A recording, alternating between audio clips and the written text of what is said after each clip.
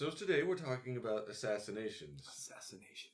So as we do, we kind of discuss when we first heard about this subject, right. or when we were first aware of this subject, at least in our lives in some significant way. So why don't you go first, Drew? So this one's a little harder because assassinate again, like I said earlier, that's kind of one of those things that just spans back forever and ever and ever, Sure. and there's just countless examples. So it's kind of hard for me to remember when exactly my brain was like, oh, holy crap. Powerful people or people with ambitious people rather want to kill like powerful people for political changing for their goals or whatever. And that's super interesting, but I don't think it was like Caesar or any of the classic ones. It was probably JFK. Really? Yeah, probably. When I was like 9 or 10 or something like that, right around that age, my parents and I were like on vacation or something at like some friend of the family's like condo, and he had like the double VHS box set of fucking Oliver Stone's JFK, and I remember thinking it was like super awesome and like super interesting. I just remember going like, "Whoa, that's weird! Some rando like psycho is gonna like one person." Can like, as long as they're totally fine with throwing their life away and not caring about getting caught, can totally like kill anybody basically. Yeah. Damn, that's crazy. Like that's some ideology that I my tiny brain couldn't fathom yet. You know what I mean? And it had to have been movies because I've watched movies from a young age. A media fan, but I think that's my best stab at that. Unless it was like history books and Lincoln maybe or something. Yeah. You know what I mean? Yeah. So. What about you there, Marcus? Well, I was going to say another one, but you brought up Lincoln, so that probably would have been mine somewhere in elementary school, but I don't know if I really processed the whole thing. Same with like MLK too. The one that jumps out to me in my mind is going to be pretty silly, but it was actually... So SNL did a parody of Reagan getting shot. Reagan. Yeah, and it was Buckwheat, Eddie Murphy's character. Totally. And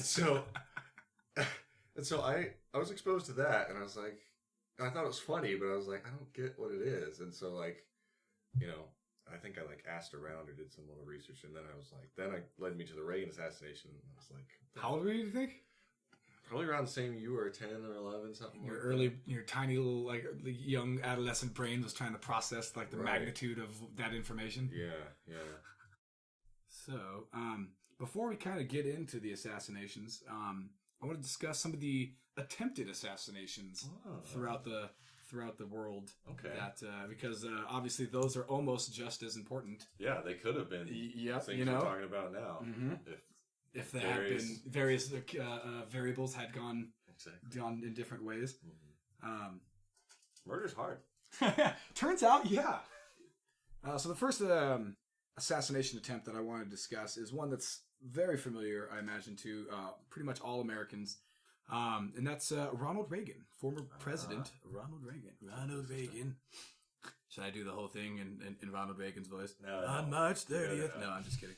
On March 30th, 1981, President Ronald Reagan and 3 others were shot by John Hinckley Jr. With a .22 caliber revolver. He managed to get off 6 rounds in 1.7 seconds. How crazy is that? Yeah. He's feigning that hand. You've seen the same movie, sure. Yeah, totally. That was super weird. I didn't even know you could fire a gun that fast, to be honest. And I also wonder. Could he? Yeah, right. I was the second gunman on the other non-grassy or no. Yeah. Usually, when you fire a gun or whatever, it's going to take a couple more than longer than 2 seconds to pop off 6 rounds. And it was in Washington D.C. as they were leaving their speaking engagement in the Washington Hotel. The Washington Hilton Hotel. Hinckley's motivations for the attack was apparently to impress Jodie Foster. Yes. The actress who played the role of a child prostitute in the 1976 Martin Scorsese film Taxi Driver. After seeing the film, Hinckley, I guess, had developed an obsession with her. And which is weird. I never understood his motivation. I mean, granted, they say he's apparently crazy, a psycho. So yeah, how could you understand it? Yeah, it's just very strange. Yeah, it's super weird. And if you've ever seen the movie, have you seen Taxi Driver? It's actually pretty good. I would recommend watching it. It's a little fucked up though, obviously, as a lot of movies from the 70s are. Yeah. It portrays Robert De Niro. Yeah, his character who is kind of like fed up with the like filth of like the city because being a taxi driver, he sees all the like the seedy underbelly of the city. Naturally. for whatever reason, gets disillusioned and suicidal and becomes like a vigilante. Oh. And changes his facial, changes the way he looks, buys a bunch of guns, starts like training, talking to himself in the mirror. You talking to me? You talking to me? That's where that freaking pop culture reference comes from, where he's like practicing being intimidating. Right. And there's a scene in the movie basically where I can't remember why, because it was a long time ago that I saw it, but he basically gets disillusioned with a politician who's running a campaigin, and he decides to kill him basically. Yeah, I think he's a senator or congressman or one of these big governors or some shit. He shows up at a like a rally basically, and just looks super conspicuous. Like he shaves his head except for a fat mohawk. He's got like sunglasses. He's wearing like an army fatigue jacket and like camo pants and shit. It just looks suspicious as F, right? But he basically is like, all right, I'm gonna kill him here and stuff, And basically he gets like spooked by a bunch of like Secret Service guys who are clearly like watching him and are going like, bro, like if you even twitch funny, dude, I'll blow you away. I can't say it was a failed assassination attempt because he didn't actually pull out a gun or try to, but you could tell he was like about to do something and then got cold feet and decided to not to do it. So anyway, the whole point of all that was basically Hinckley kind of did like the same thing. He kind of, harkening back to the movie, he showed up at this like political rally after a speech and then dumped his freaking revolver gun on him. Yeah. So I guess Reagan was struck by a single bullet, which I guess just broke his rib and punctured a lung, but caused a whole bunch of serious internal bleeding. But I guess he was apparently able to recover really quickly, and no formal invocation of the presidential succession took place because he was totally fine. So George Bush Sr., who was vice president, didn't get his chance at becoming the president. A federal judge subpoenaed Foster to testify at Hinckley's trial, and he was found not guilty by reason of insanity. Yeah, I thought that was weird. I was like, why would they even involve her? Yeah, I feel like that. Leave her alone. Yeah, exactly. Like, what difference does it make? Like, this dude's already stalking the shit. Do you think she'd be psyched about it though, just because it would bring like publicity? Maybe. I mean, on one hand, I'd say but that's the horror in me talking. Say? Yeah, Could you imagine her getting that phone call? Hello, hey, this is your publicist. Yeah, just get off the phone with the Secret Service. Just hear me out. Yeah, no, don't say no or hang up until I'm done talking.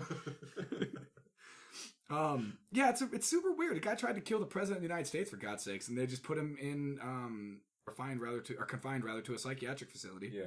And on July 27, 2016, he was released. Yeah. Or at least he was released a couple of months after that, but it was announced that he was released then to his mother in Williamsburg, Virginia. Yeah, it's super weird. Yeah, and I said Bush was the VP, so there's a lot of lore. Yeah. Discussing around things that happened with that guy or whatever, because he was also in another place where a assassination attempt of a president was made. Right. Good segue. Yeah, and that was JFK in Dallas. Obviously, he was there in Dallas that day, and apparently later he was asked by the classic question is where were you? Do you remember where you were when this and this happened? And he couldn't remember where he was when Kennedy was shot, even though like everybody remembers where they were, I guess, when Kennedy was shot. Yeah. But it's funny because you'd think he would remember because he was in Dallas. Anyway, I'm just speculating. I just don't like that guy very much. The next historical assassination attempt I want to talk about is one that people may know from history class, and that's Adolf Hitler. Oh yes, yeah. On July the 20th, 1944, during a meeting in the Wolfenschanze, which is Wolfslayer, which is a command center in fucking crap. The command center in East Poland, a conference room with Hitler and more than 20 German high command staffers, and a man named Colonel Klaus von Stauffenberg, who planted an explosive-packed briefcase under the table that the Nazi leader was using. Then said that he had to go make a phone call or something, so he left the room. And dialed this bomb. Yeah, dial this IED number here. And apparently another German officer subsequently happened to move the briefcase just on the other side of this gigantic, I can't really call it a leg. It's just like a barrier that makes up one of the legs of the table, because there's a huge oak conference table. And so the other side of this, like, just a little bit away from him. And the bomb detonated, I guess, like 2:40 p.m. or 12:42, p.m. And one person died instantly as a result of the powerful explosion, and 3 others were just mortally wounded. But however, Hitler suffered only minor injuries.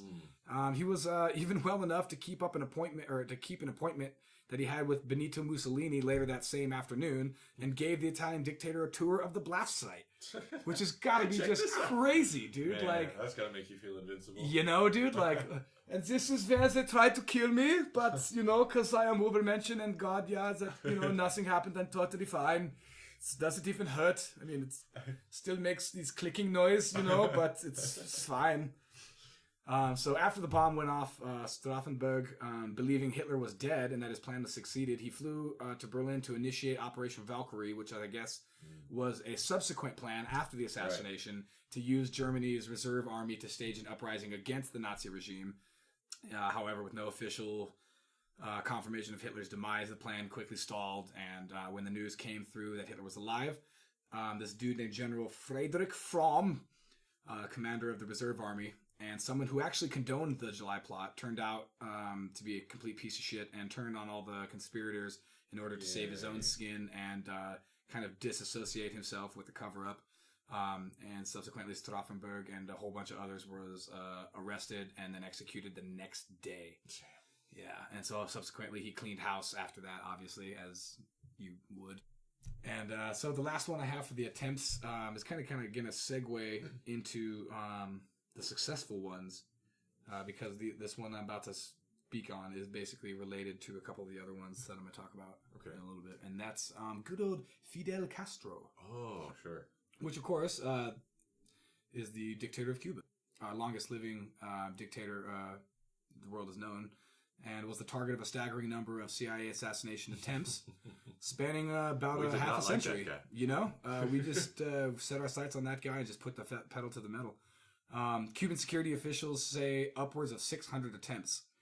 Now, whether that figure is accurate or not, obviously, it still makes Cuba's iconic dictator kind of provides an almost like mythical, I'm sure adversarial. That's probably why they would hype it up. You know, like, oh, our leader is invincible. Yeah, well, it just became error-prone assassination campaign. Yeah, I mean, it's sort of like all the rappers who brag about being shot. You know.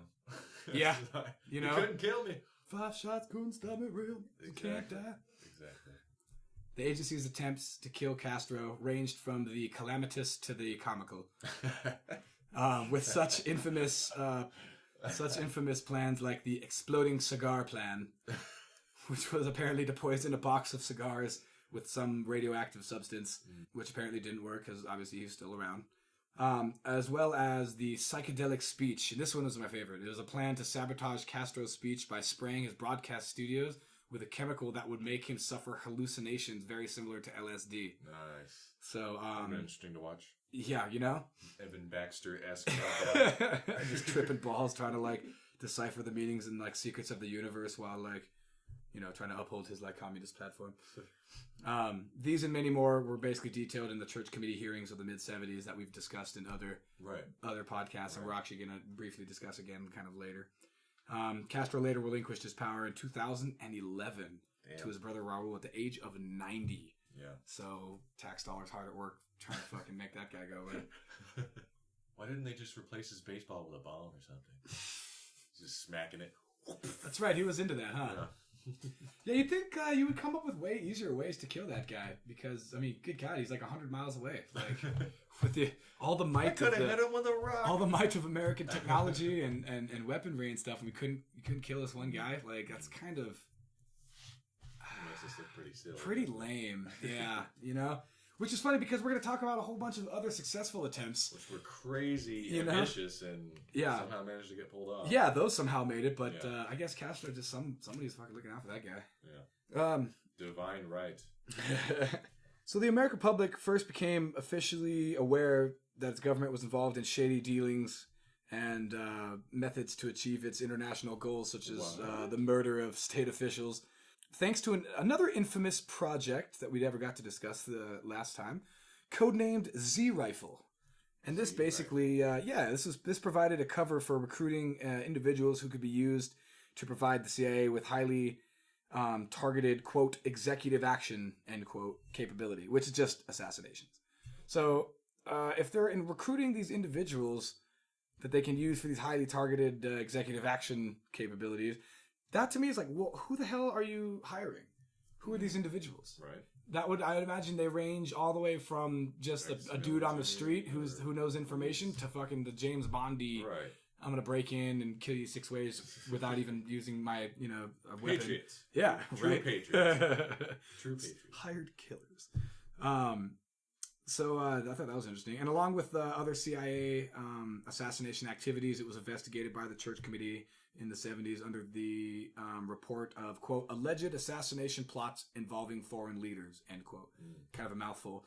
And unfortunately, it was later shortened to the report on, quote, executive actions, which just kind of removed the teeth of what they were all talking about. You know what I mean? Again, the cause of a euphemism. You know what I mean? Just completely covers it, takes the intensity out of it, and almost changes what it's about. Sure. That investigation was the first to document and publicize American efforts to eliminate Patrice Lumumba of Africa and Fidel Castro of Cuba and other foreign leaders, and at times, in the case of Castro, even becoming involved with the mob, Chicago mob, if I'm not mistaken. Was later revealed during the Cold War that during the Cold War, the CIA plotted against at least 8 foreign leaders, and 5 of them died violent deaths, some of which we will be discussing today. And why does assassinations matter? Why is that morally reprehensible? Why is basically killing without declaring war is different than when you're in battle? You know what I mean? If someone hasn't been charged or convicted of a crime, that's very outside the boundary of the whole legal system that we've built this whole like Western civilization on, as far as like innocent until proven guilty, and you can only swing your fists around until you smash somebody in the nose. And I want to just briefly read up on this freaking CIA assassination manual that was CIA assassination manual. Yes, that was declassified from from the 70s, and it's entitled "A System of Assassination." Subheading: Classifications.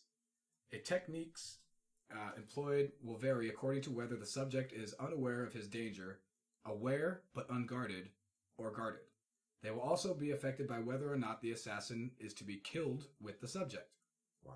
Whereafter, assassinations in which the subject is unaware will be termed, quote, simple, end quote.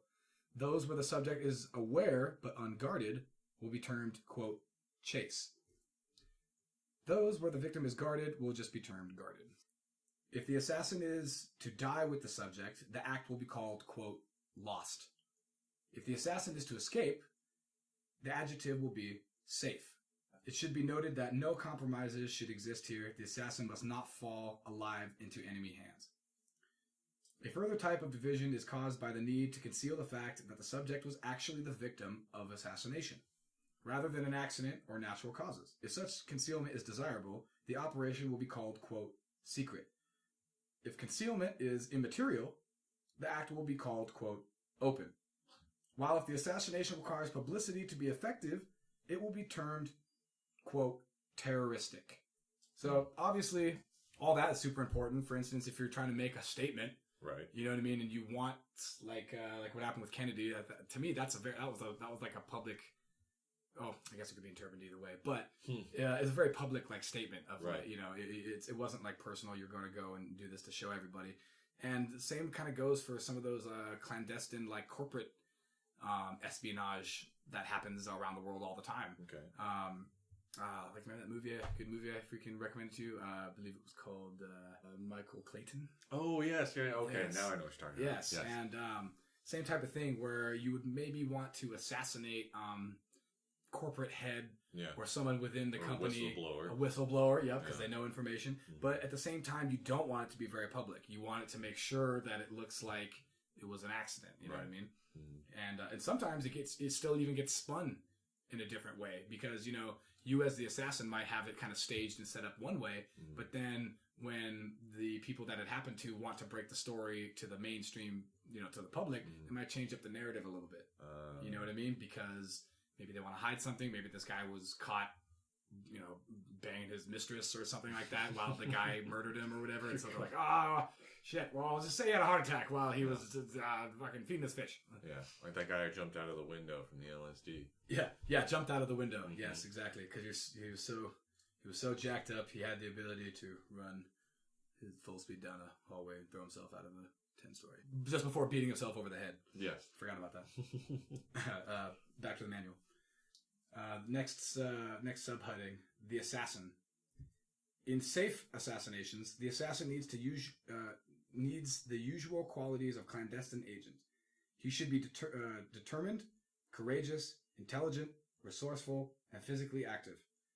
If special equipment is to be used, such as firearms or drugs, it is clear that he must have outstanding skill with such equipment. Except in terroristic assassinations, it is desirable that the assassin be transient in the area. He should have an absolute minimum of contact with the rest of the organization, and his instructions should be given orally by one person only. His safe evacuation after the act is absolutely essential, but here again, contact should be as limited as possible. It is preferable that the person issuing instructions also conduct any withdrawal or recovery action which may be necessary. So obviously you got to cover your tracks. In lost assassinations, the assassin must be a fanatic of some sort. Politics, religion, and revenge are about the only feasible motives. Since a fanatic is unstoppable psychologically, he must be handled with extreme care. He must not know the identities of the other members of the organization, for although it is the intent that he die in the act, something may go wrong. There's also like a subsetting here about like techniques. Lord. Yeah, one of them is like manual, which is like, if it is possible to kill a man with your bare hands, but very few. Yeah, exactly. Very few people are good at doing it. So it says that basically the most efficient means of assassination, at least for the simplest tools, are often nearby, which is like a hammer, a screwdriver, an axe, a fire poker, things that are there already that you don't have to like smuggle in and don't have to smuggle out. Mm-hmm. And also there's another subsetting, which is accidents, which is basically just talking about how for secret assassinations, either simple or chase, accident is the most effective technique. When successfully executed, it causes little excitement and basically no investigation. And it just lists out all the different ways of like how you can like kill people and make it look like an accident. Like it talks about how the simplest one is a fall from 75 feet or to push him in front of like a train.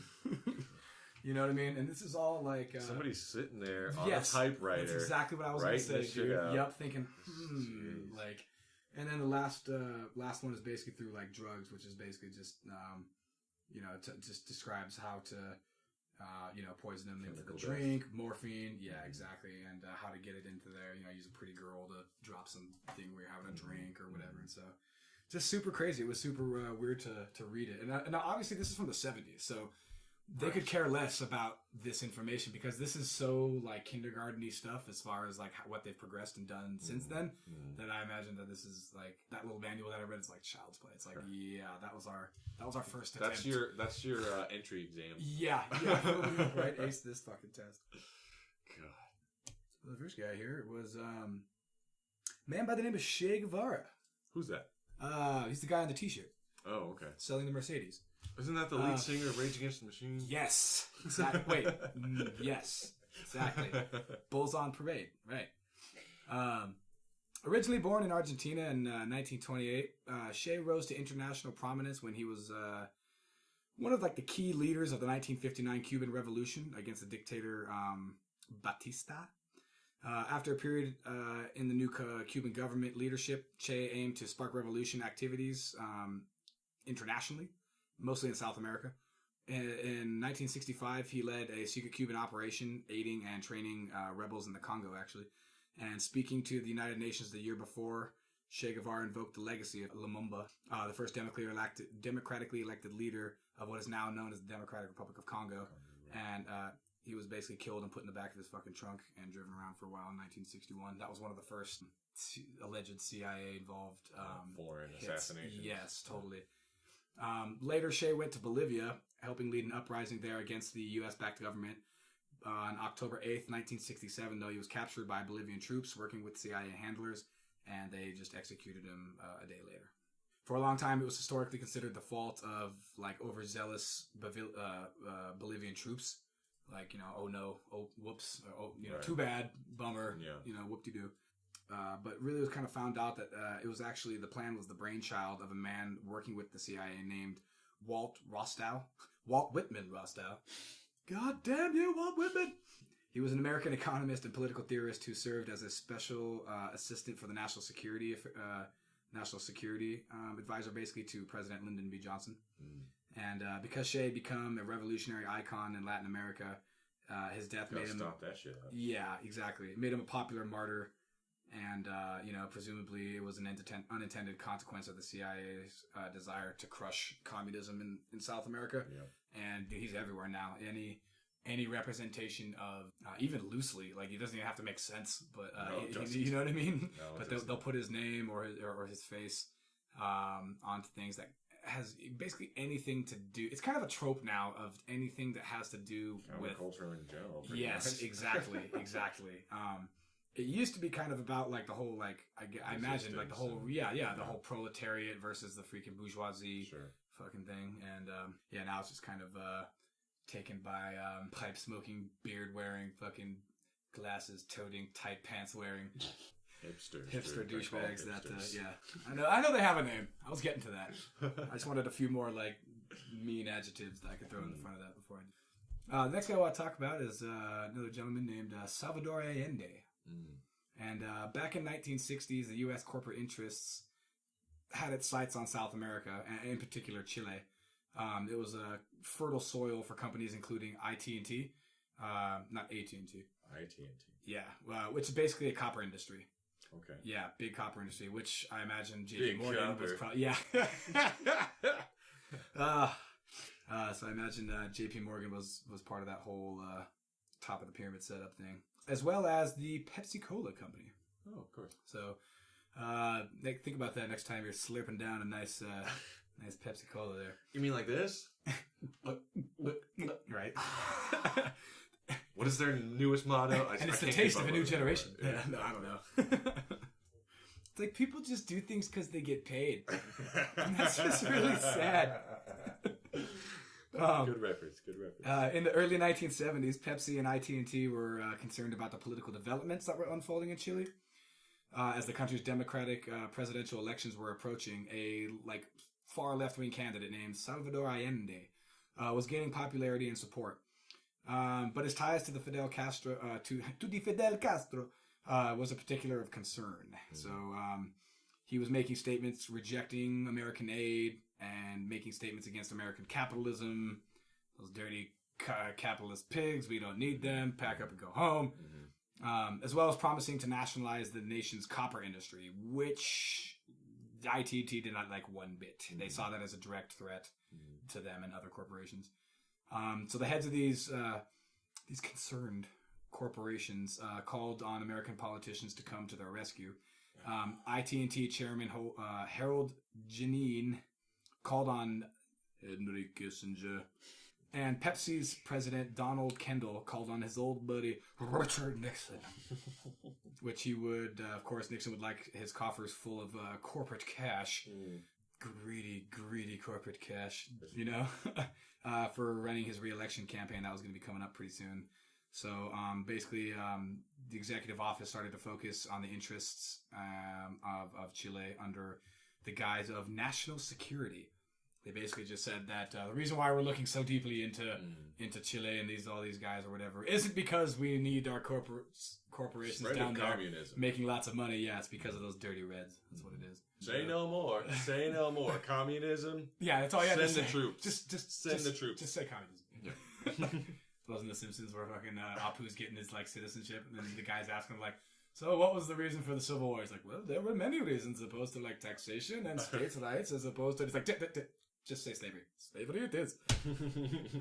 Kissinger got together with Richard Helms, who is going to be a recurring name throughout the 60s and 70s. He was the director of the CIA. Okay, that's right. After Dulles and all those guys took over, or after him, Helms and him took over. Yeah. After Allende won the election, Kissinger and Helms kind of got together to kind of figure out a plan in order to formulate a military coup to neutralize this threat. And this plan was basically called Track 2. And, as opposed to Track 1. Yeah, you know? Well, I wonder if, like, the Bay of Pigs was Track 1. Because, that's a good point. You know, like, they fucked it up already. So, this is, like, post-Bay of Pigs. So, you know, the CIA is not exactly... They're in the red, as it were. You know what I mean? They're losing. They're 0 for 1 right now. You know? Yeah. With Allende's inauguration approaching, because they have a 60-day transition period, just like we do here. Sure. Where between within Congress then confirms him.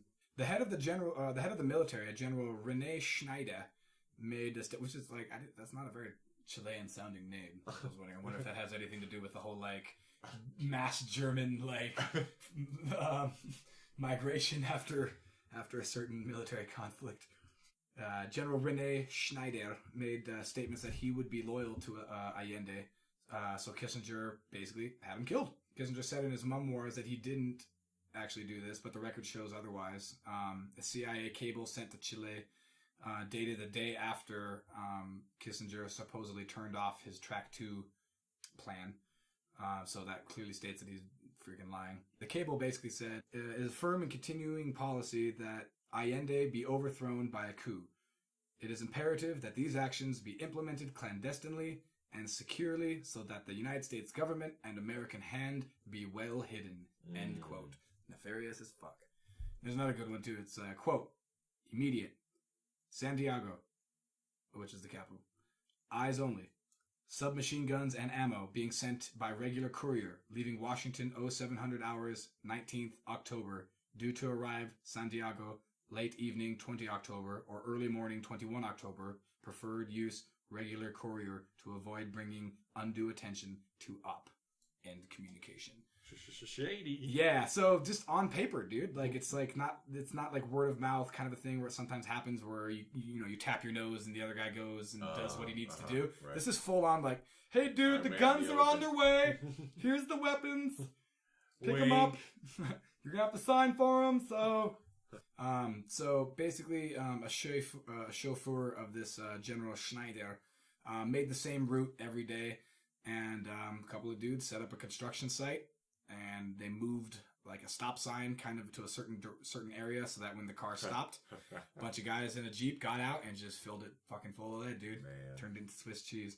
It would only be 2 short years of clandestine pressure applied to Chile before Allende himself would be killed in a coup on September the 11th, 1973.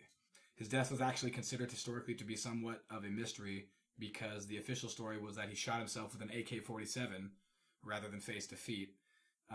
That is up until the conclusion of an investigation and autopsy in 2010 when it was determined that his death was caused... An autopsy in 2010? Yeah, I was trying to read more about that. I couldn't figure out if the autopsy was actually done before and they were just sitting on the information, or if they did a post-mortem. Yeah. I will say this. Communists like to stuff their leaders full of like embalming fluid and shit and put them up on display. And I don't know if this was happening to this particular dude, but I imagine either they did the autopsy and were sitting on the info, or they somehow the body was like preserved enough, maybe in cold storage or something. I don't fucking have any idea. It was determined that his death was caused by a quote third party, according to a ballistic expert David Prayer, with rumors speculating that he was shot upwards of 36 times. By himself. Exactly. So he shot himself 30 times with a full magazine of an AK-47 and then stopped to reload 6 more rounds into another magazine and then firing those final 6, which finally killed him. That'd be actually kind of hard to shoot yourself with that. Maybe in the head you could do maybe 1 bullet, like... Because it's a big gun. Kurt Cobain style? How are you gonna... I know. That's what I was saying with everybody. Even like, logistically. To people that don't know, an AK-47 is usually quite long. Like, I mean, hypothetically, it could have been the one with like a folding stock. But most AK-47s, especially from down south, down there, are all Russian. Right, exactly. They're full-on Kalashnikovs. Yeah, just like the cheap, like, stamped ones that they cranked out about $1 billion every year, and sold them to everybody. So yeah, it's like Kurt Cobain style. It's like, this is not the type of gun you would shoot yourself with. Mm-hmm. You would kind of have to use your toe. Yeah. Presumably. And then the whole 36 times is kind of crazy too. Like, so just an AK is not something you would use, I would say, because this guy wasn't a soldier. Right. So he would use a handgun or something like that or whatever, but, or he'd have somebody else kill him, because even if you were a soldier, dude, you wouldn't use an AK on yourself. You know how hard that would be? You'd have to So you would have to like know the operations of the gun because what are you going to blow your head off on full auto? Like, you know what I mean? Like, which, I mean, you probably would want to, I suppose, but I don't know. It's all just very, very shady stuff. And I guess the family didn't buy any of it for a long, long time. And then when this finally came out, they were like, I fucking knew it. Yeah. I knew it. The last one I have here on this list is one that's more recent. Very recent, actually. And that's Kim Jong-nam. Kim Jong-nam was born on May 10th, 1971, and he was the eldest son of North Korean leader Kim Jong-il. From roughly 1994 to 2001, he was considered the heir apparent to his father. He was actually the one who was going to be taken over the throne. Right. And he had some big ideas. Yeah, suddenly motive comes into play. He was thought to have fallen out of favor, though, after embarrassing the regime in 2001 with a failed attempt to visit, wait for it, Tokyo Disneyland with a false passport. Although Kim himself said his loss of favor has been due to advocating for reform, which obviously that would do it too. Yeah. Kim was exiled from North Korea in 2003 and became an occasional critic of his family's regime. Yeah. His younger paternal half-brother Kim Jong-un was named heir apparent in September of 2010 and remains the ruler.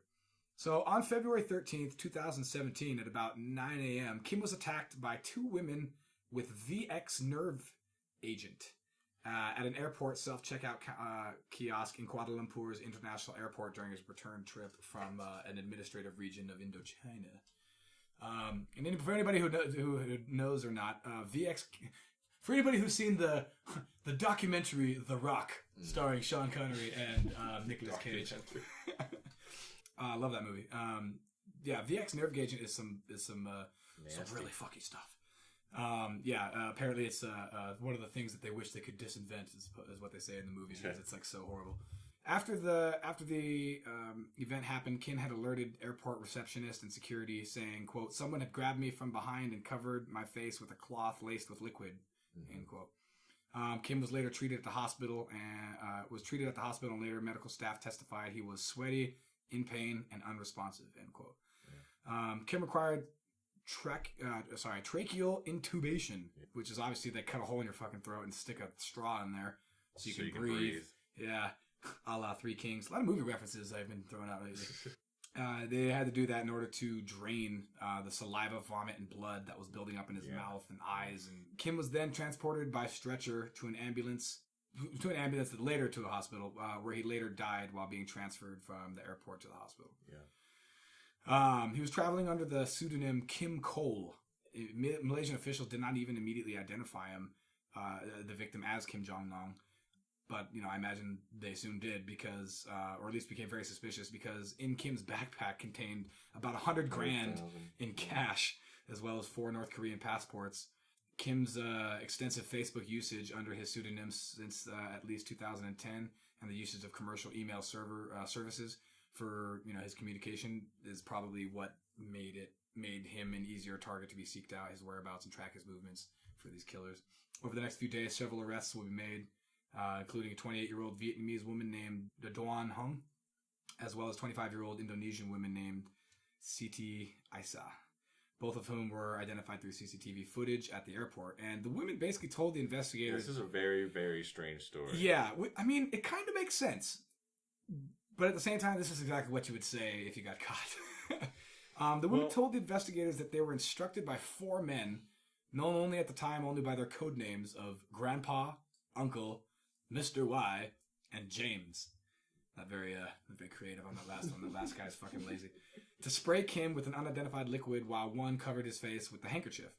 The 2 women claimed that they were hired by these men under the guise of working for a TV show that was going to be playing pranks on people at the airport. Camera. Yeah, like a Malaysia's Punked. The 4 men have now been officially identified as North Korean agents. But that's what's so weird. Is like they said that they were working at a bar. They worked at a bar together, and these guys came in to recruit them to be actors. Hey, you want to be on this fucking TV show? We'll pay you like a few $100. Yeah, and then I guess they did it. They practiced on a few yes, people. They had them practice. That was the other thing. Yeah, it's just like, hey, we're just gonna go up and pie this guy in the face, basically. Yeah. With a rat. Wear something nice and do your makeup and shit. They said all that and Yeah. And then go murder this pseudo head of state. Right, and then supposedly one day they actually put real chemicals on it, and then they hit him in the it. face with it. They went live, right? As is said sometimes. So go ahead. Sorry, I was just gonna say the thing about the VX is it was banned a long time ago. Deadly. But supposedly North Korea had some stockpiles of it. Mm-hmm. But some people were a little suspicious because, they're like, his symptoms weren't really VX-ish, right? But VX-esque. some people have also said, well, it's probably been sitting there degrading for a while. It made it kind of less potent or whatever. Yeah, if you've ever seen the movie The Rock, and again, it's a movie. So I'm sure it's Hollywooded up like crazy. But apparently VX gas does make you like spasm hardcore and like liquefy your insides and shit and make you like puke up. Well, it's asphyxiating is the real. It swells you and which is what happened to him. I saw a picture of him, dude, and he looked not good. He definitely didn't look like the guy in the movie, but that's I was going to talk about that here. Is basically it said that in the post-mortem toxicology report that was done at the morgue that they had found traces of this toxic VX nerve agent.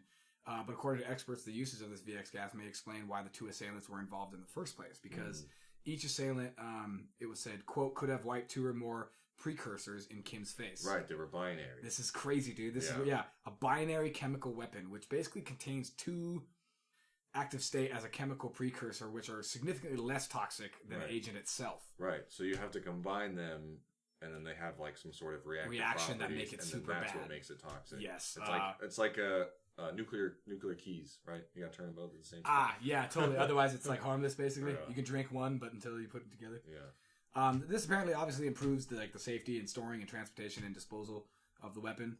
And we should also mention that the story is that these 2 women did this thing, and then they looked around for their handlers that were supposed to be paying them, and they were just gone. Yes. And they had, reportedly they had fled to like 4 different. Each one of them fled to a different country from the airport. I thought all the 4 men all went back to North Korea within the hour, right? And the 2 women, each went to a different place too, which is also kind of. And this is the other thing really too. So the method used to ensure that the assailants were not themselves killed by the poison, which could be fatal in very small amounts, additionally to smuggling the chemical compound into Malaysia in the first place, and to help avoid detection. They also said that after this happened, both the women rushed to different bathrooms to wash their hands off.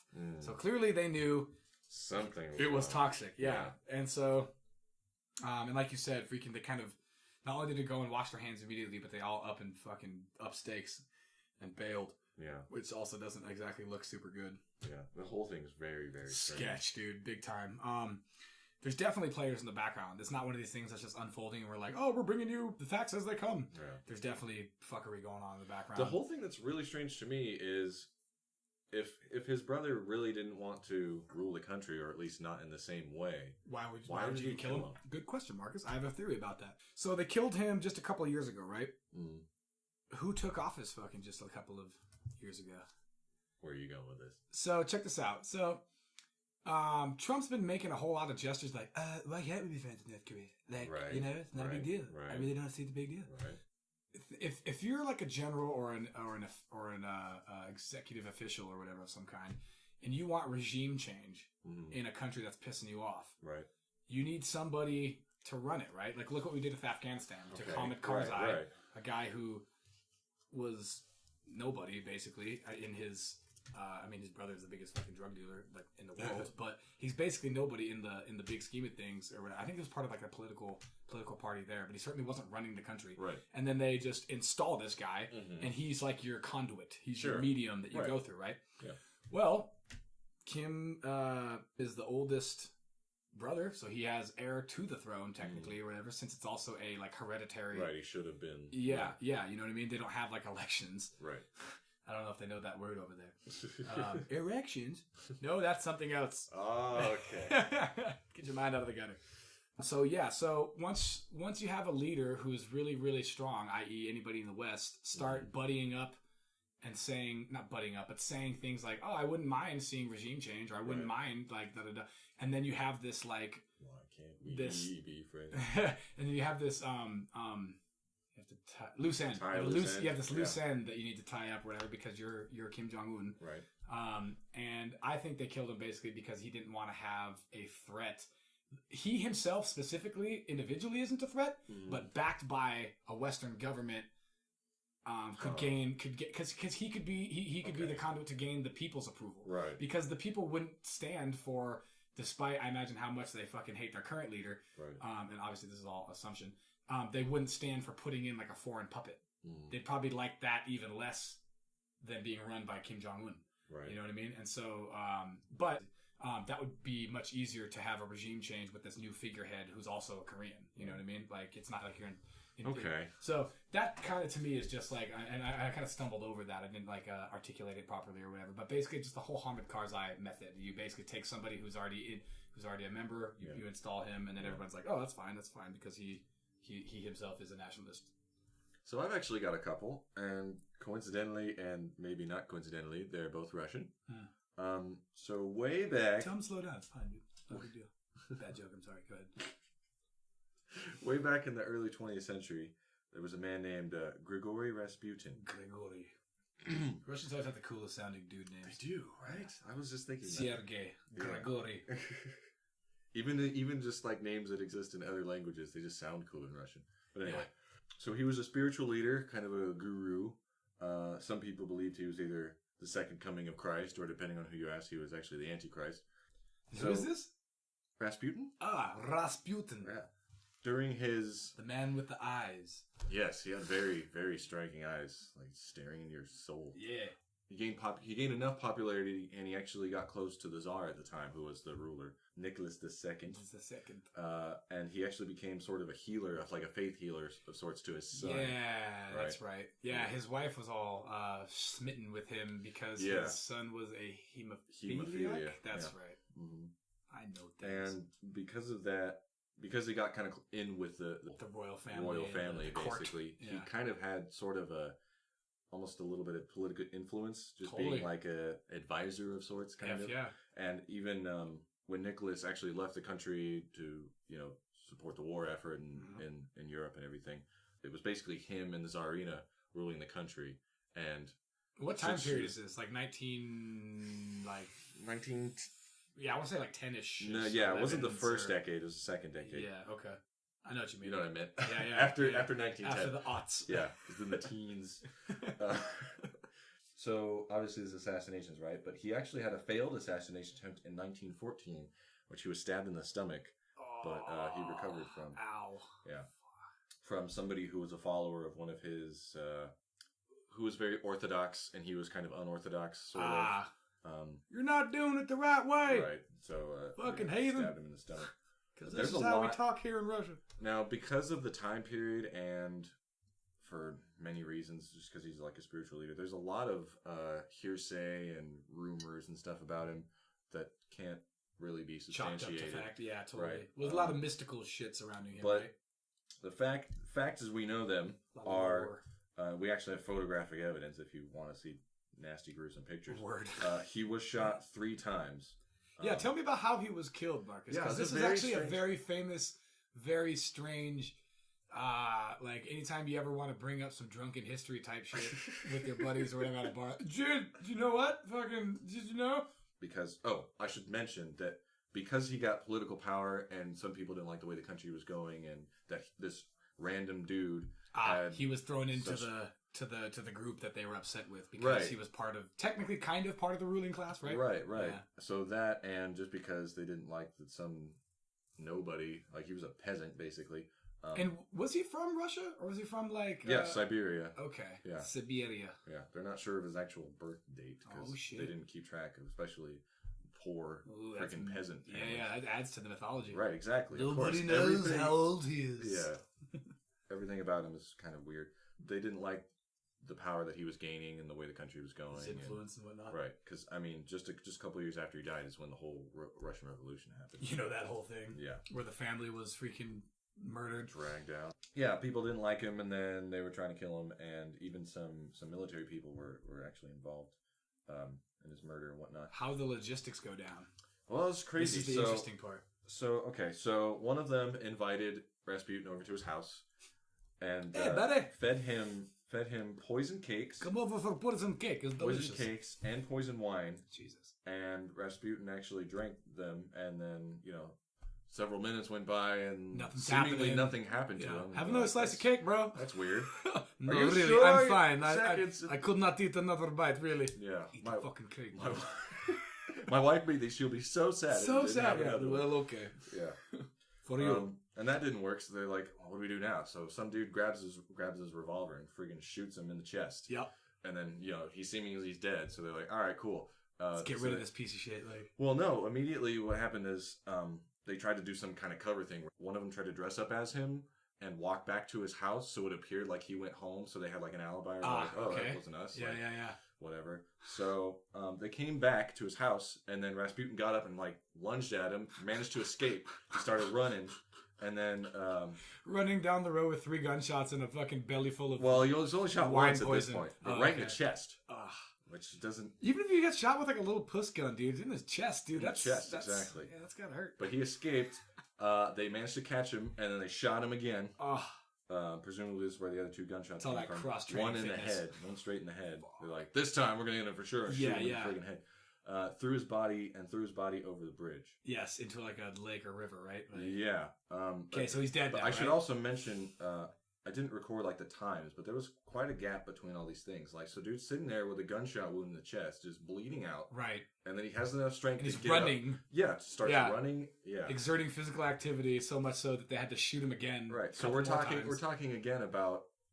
So earlier we were talking about the sort of urban legends and how much people's followers will prop them up or whatever. You know, that makes the legend becomes more than the real. Yeah, for sure. Right. So that's another one of those things that kind of gives him even more credibility in a lot of people's eyes. It's just and he's actually a pretty popular figure in pop culture.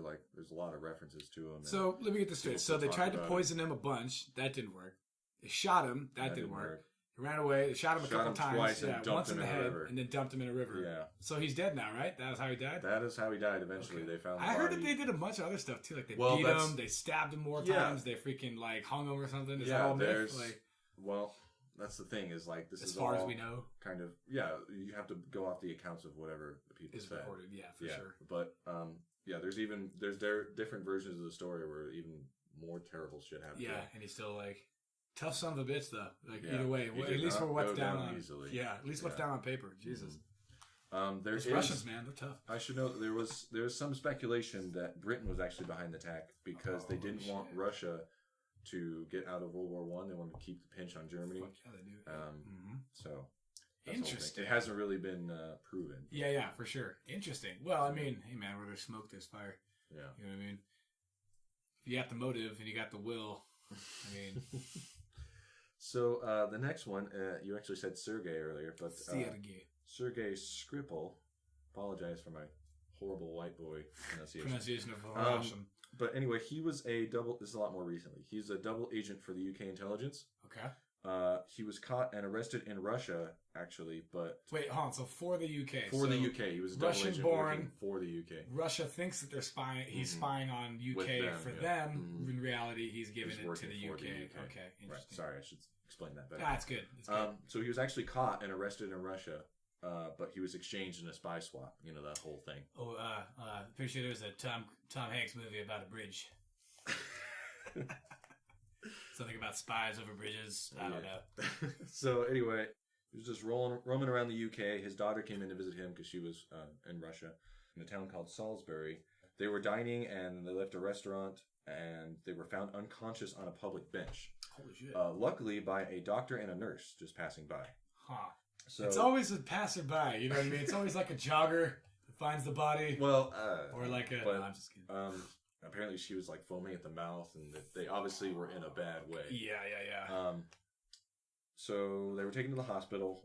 They were treated very well. They eventually recovered. I think, as far as I can tell, fully recovered. Mm-hmm. But some of the first responders actually had to be treated. So they're poisoned too? Well, because the poisoning agent was just so potent... Yeah, it actually doesn't evaporate or disappear. Even an investigator that went to go search his house because they suspected they were probably trying to kill him in various ways.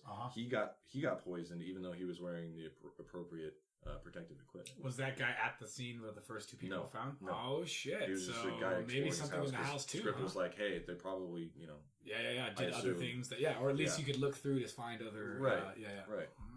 damn, they really must have wanted the fucking guy dead. Yeah, exactly. Going back to how crazy dangerous this is, they had to decontaminate multiple sites. To some total of 7 million pounds is spent just on trying to erase the traces of this fucking agent. I wonder what it was. Yeah, it was A234, which is actually a Soviet some radioactive fucking toxic thing. Yeah, probably. But it's from like the 80s, from like Soviet era Russia. Oh, like maybe spent like who knows? Yeah. Damn. Yeah, because like I said, it doesn't evaporate or disappear. They even had to bury like the ambulances and the cop cars and shit. They had to fucking bury them. Yeah. Jesus. Not subtle about the killing this Yeah, because guy. this thing can spread crazy. Apparently, Jesus. So they had to take crazy precautions to scrub every trace of pissed off like MI6 and all them too. Like, dude, you're going to come into our country and, you fucking just leave all your shit all over the place. Interesting note, real quick. They actually, have you heard of a super recognizer? A super recognizer. I imagine, no, but I imagine it's like an analytical device that can... No, they're actually people.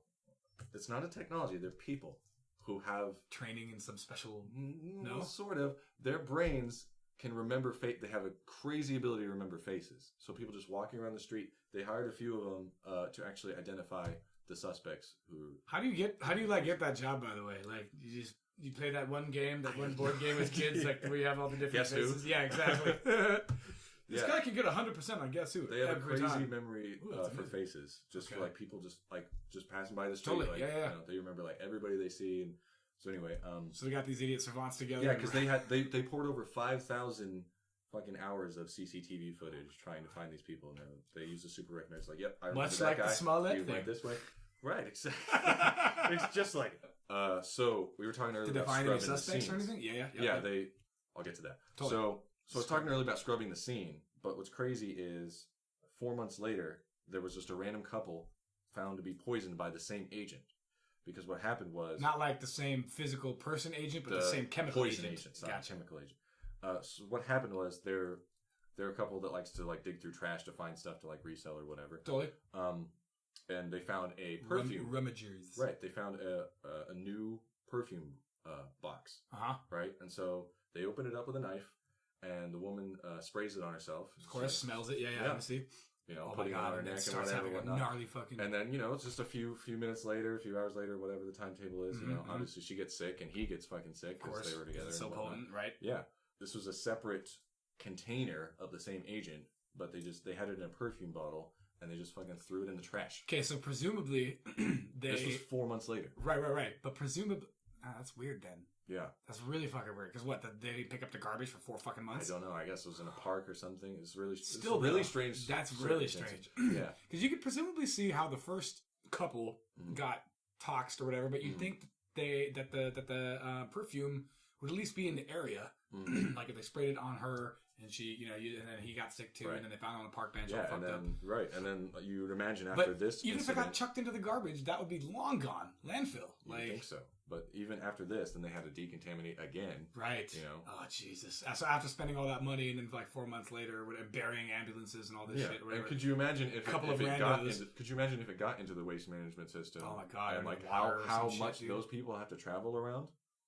That, oh my God, this it'd be all could over the spread place. like insane. And you wouldn't even know where the origin of it would be until like, way into the outbreak. Yeah, because like officials had said like there was enough of the chemical in the perfume bottle to poison millions of people, possibly the whole country. That's weird to me too, because if you're gonna kill somebody, it's like the equivalent of like buying 1,000 rounds to use one sniper bullet to kill somebody. Like, why the fuck would you have all this extra shit when you're just gonna like throw it in the garbage? That's what's weird. Is like this is a separate vial, as far as my understanding. Right. You think maybe somebody else was involved who lived in the area and they also had it, and then for some reason they threw it away there in the same location? Well, this was highly publicized event, and they were like, this is a very specific chemical that was developed by the Soviets in the 80s. Mm-hmm. So either it was a deliberate attack from like the second time, you mean?